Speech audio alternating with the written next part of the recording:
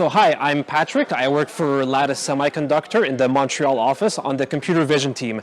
Today's demo is the driver monitoring system. So what we have here is the Lattice Avant evaluation board, and it is currently running as a neural network accelerator for the algorithms that we're demoing on screen right now.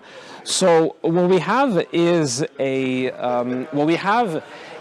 our computer vision's team's core technology, which is the face tracker. So this tracks 68 landmarks on the user's face in 3 dimensions. So even if the user moves his head around, you can still see some of the landmarks that might be occluded because the user is simply not facing the camera anymore.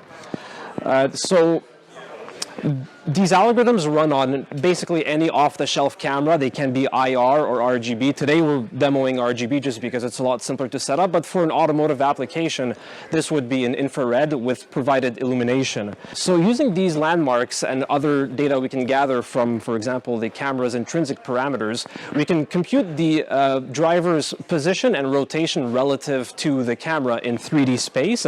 And then using this data, we can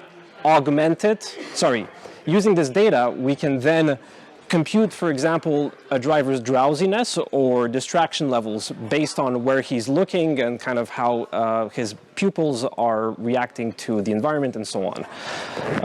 And I'm pretty sure that's it. I'm just going to mention we currently only run the neural networks on the FPGA. However, the team back in the office is working very hard to have the entire pipeline running on FPGA by mid next year, 2024.